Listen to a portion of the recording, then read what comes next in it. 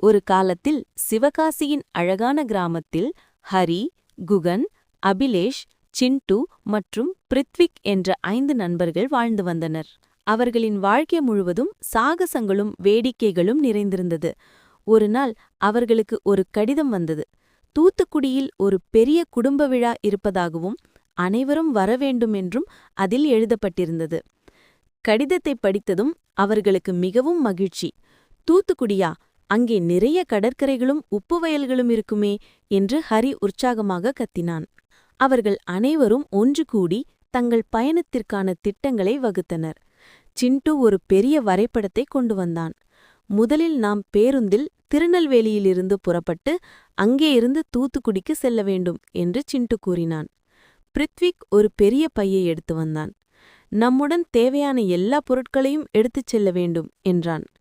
அடுத்த நாள் காலை அவர்கள் 5 பேரும் தங்கள் பெற்றோருக்கு விடை பெற்றுவிட்டு பேருந்து நிலையத்திற்கு பேருந்து கிராமத்தின் அழகான பசுமையான வயல்கள் வழியாக சென்று கொண்டிருந்தது. குகன் ஜன்னல் வழியாக வெளியே பார்த்து, திருநெல்வேலி எவ்வளவு அழகானது என்று வியந்தான்.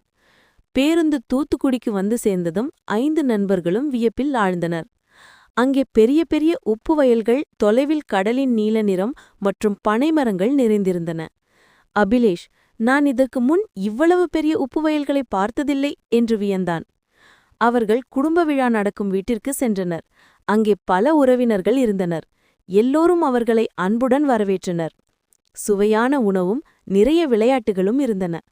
மாலையில் எல்லோரும் சேர்ந்து பாடல்கள் பாடினர், கதைகள் கூறினர். அடுத்த நாள் காலை அனைவரும் தூத்துக்குடி கடற்கரைக்கு சென்றனர். அலைகள் மெதுவாக கரையை தழுவின. குழந்தைகள் மணலில் விளையாடினர், அலைகளில் குதித்தனர். கடற்கரையில் விளையாடுவது மிகவும் வேடிக்கையாக இருக்கிறது ஒரு தூத்துக்குடியிலேருந்து பஸ் ஏறி வீடு திரும்பினேன் ஜாலியாக.